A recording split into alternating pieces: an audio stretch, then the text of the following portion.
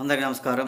రాష్ట్ర ప్రజలకి, శ్రేయోభిలాషులకి, ప్రతి ఒక్కళ్ళకి రజనీ గారు చిలకలూరిపేట ఓడిపోయిన ఎమ్మెల్యే, ప్రతిపక్షమైన పార్టీ.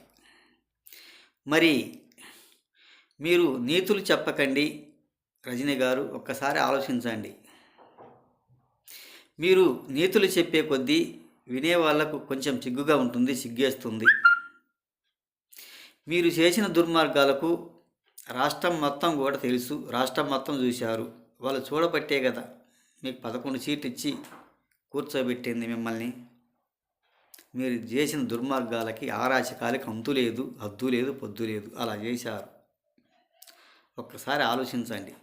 రాష్ట్ర ప్రజలు మొత్తం చూస్తున్నారు అని అన్నారు. మరి రాష్ట్ర ప్రజలు మొత్తం చూడబట్టేగా అలా చేయగలిగింది మీకు.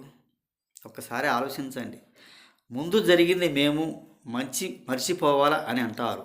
జరిగింది మొత్తం. మరి అంతకంటే ముందు మీరు జరిగింది వాళ్ళు ఎలా మర్చిపోతారు? ఒకసారి ఆలోచించి చెప్పండి కదా.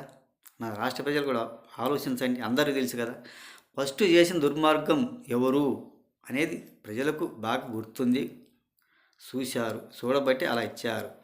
ఇప్పుడు కూడా చూస్తూనే ఉన్నారు. ఒక్కసారి ఆలోచించండి రజనీ గారు, ఒక్కసారి ఆలోచించి మాట్లాడండి. మీకు తెలిసింది కదా, ఎప్పటికైనా మారండి. మారకపోతే ప్రయోజనం లేదు. అందరికీ తెలిసిందే కదా, మీకు తెలియకుండా ఎందుకు ఉంది? ప్రతిదీ కూడా తెలుసు కదా. రేపు అనేది ఉంటుంది అని అంటారు. రేపు అనేది ఉంటుంది అన్నప్పుడు ఎల్లుండి అనేది ఉంటుందా లేదా? ఒకసారి ఆలోచించండి. మీకు జాతకం బాగుండి, మీకు దేవుడు రాత బాగుండి, మీరు అధికారంలోకి వస్తే మీరు అదే ప్రకారంగా, అదే తత్కారంగా మళ్ళీ మీరు చేయగలుగుతాం, మేము చేస్తామంటారు. మళ్ళీ మీ ప్రభుత్వం పోయినాక ఎల్లుండి అనేది తర్వాత అనేది ఉంటుందా ఉండదా? ఒకసారి ఆలోచించండి. అప్పుడు ఊరుకుంటారా? అప్పుడు వదిలిపెడతారా? ఫస్ట్ మీరు చేసిన దాన్ని బట్టి వీళ్ళు చేస్తున్నారు, వీళ్ళు చేశారు. మీరు చేయకుంటే ఏది ఉండదు కదా. మీరు చేసిన దాన్ని బట్టి వాళ్ళు చేస్తున్నారు. రేపు అనేది అంటే ఉంటుందంటే ఎల్లుండి అనేది కూడా కొంచెం ఉంటుంది. ఎల్లకాలం ఎల్పు మీ ప్రభుత్వం, మీ పార్టీ రాదు. రాష్ట్ర ప్రజలు గమనిస్తున్నారు, చూస్తున్నారు. రాష్ట్ర ప్రజలు గమనించి చూడబట్టే అలా అయింది. ఇప్పుడు కూడా చూస్తున్నారు కదా. రేపు రాబోయే ఎలక్షన్లు కూడా చూస్తారు కదా. మీరు చేసే అరాచకాలకు, మీరు చేసే దుర్మార్గాలకు ఒక్కసారి ఆలోచించండి. రేపు అనేది ఉంటుంది అనగా ఎల్లుండి అనేది కూడా ఉంటుంది. ఈసారి ప్రభుత్వం అనేది కూడా ఆలోచించుకోవాల్సిందిగా.